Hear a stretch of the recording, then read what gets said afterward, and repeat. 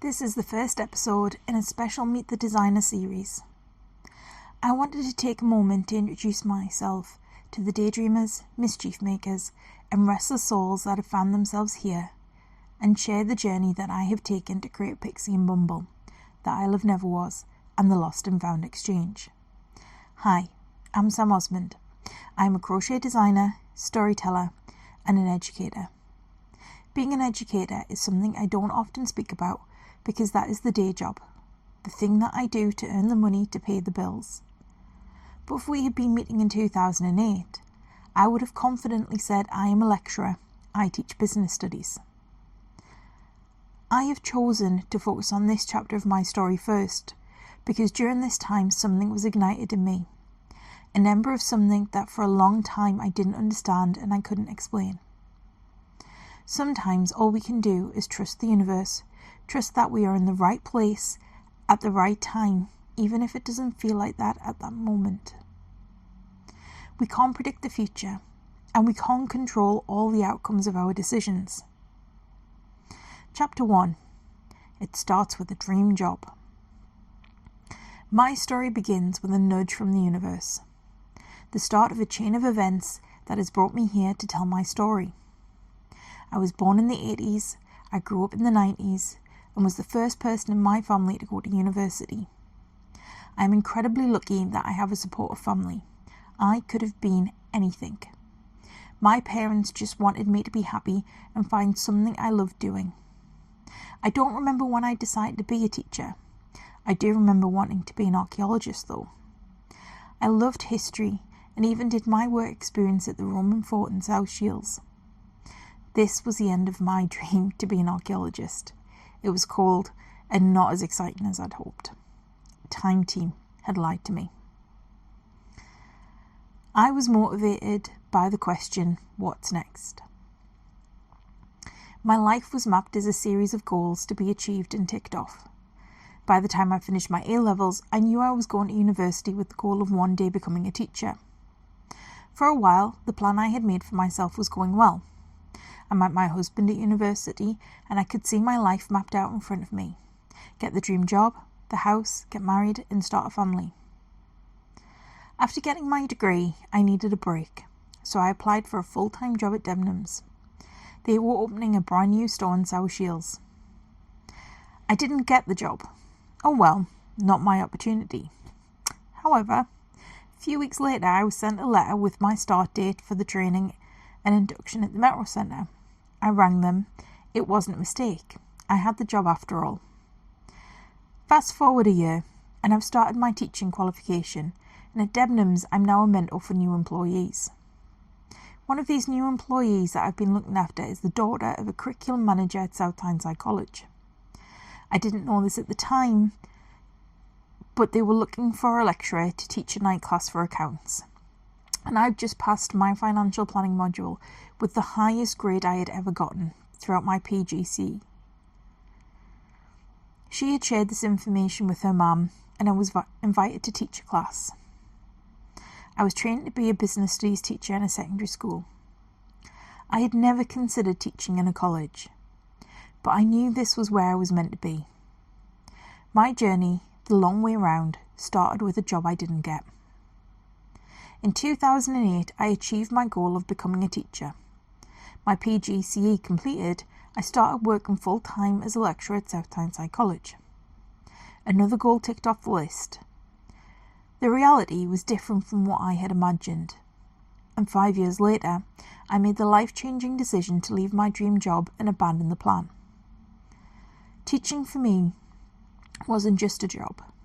If any of you have worked in education or have loved ones working in education, you know that it is a vocation. If it wasn't a vocation, you wouldn't do it. The pay isn't as good as what people assume, the hours are often grueling, the school holidays used to recover from the relentless pace of work, or the inevitable illness you've been avoiding all term. All of that being said, it is incredibly rewarding.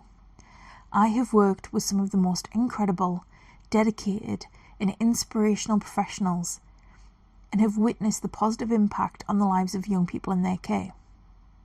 So why, after 5 years, did I decide to quit? This wasn't an easy decision, but just as I was starting my first teaching job in the FE sector, the credit crunch hit the UK, and what followed was significant funding cuts. What this meant for the college I was working at is courses cancelled and round after round of redundancies. I had joined a thriving team of qualified professionals, a busy department with lots of people to support me and help me develop as a teacher. Our department shrank rapidly. Class sizes increased and workload increased, and my responsibilities increased for managing courses. There was more pressure on results to secure funding in an increasingly competitive marketplace. I was overwhelmed, exhausted, and drowning on a daily basis. There are 3 pieces of advice I remember from this time. The first piece of advice was from my mom. Don't lose yourself. I didn't know what she meant at the time, but my mom is wise and worked as a nurse. She understood what it meant to have a vocation.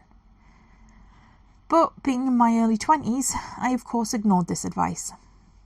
I have spent many years looking for the person I had lost. This might sound a bit dramatic, but I'm going to come back to this later.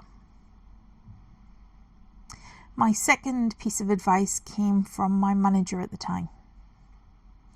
Sometimes you need to take a big step back to take a leap forward. As my workload increased, I started to feel more overwhelmed and was struggling to keep up with all the different demands on my time. So much of teaching happens outside of the actual classroom.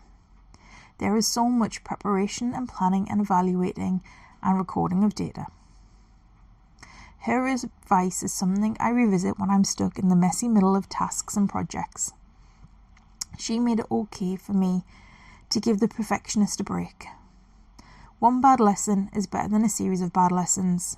When you are in the messy middle, stop what you are doing, gather together what you need, and make a plan so you can be better prepared moving forward.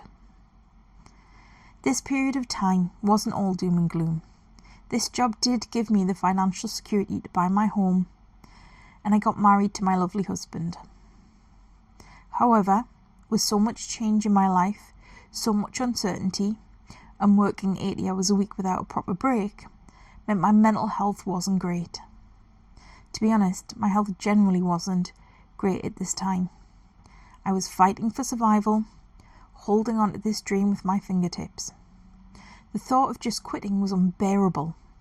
I had spent a lot of money to get my qualification. I had worked relentlessly. Literal blood, sweat and tears had been poured into this dream, and I couldn't just give up.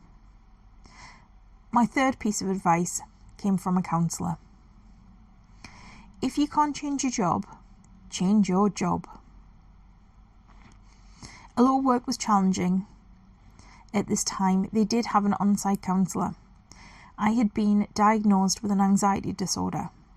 This is something I've experienced throughout my life, but didn't have the language or understanding of anxiety to talk about it. But by this time, my life was reduced to work. I was in survival mode. My world had shrunk. I was having frequent panic attacks. I wasn't listening to my body. I just kept pushing myself to the breaking point. Years later, I'm still learning to manage my anxiety. Some of you might wonder why I didn't leave sooner. I honestly didn't know if I would be able to get another job in teaching if I left. By choosing to work at a college instead of a secondary school, it meant I hadn't completed an NQT year. Even though I had experience teaching and had a teaching qualification, by choosing to be a lecturer, it meant I hadn't completed the bits of training that I would have done if I'd followed a more traditional path into a teaching career in a secondary school. I also wasn't in a position to think that far ahead. I knew something needed to change though.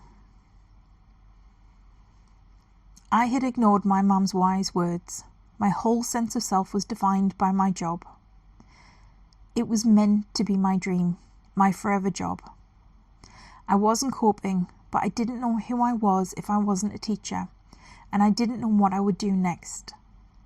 I'd committed to a mortgage and we had planned to start a family. But the counsellor's words stuck with me. If you can't change your job, change your job. I had fought long and hard to keep my job, but I was powerless to change things to make it work for me. Thank you so much for listening to my story so far. It continues next week with chapter 2. Take care, daydreamers.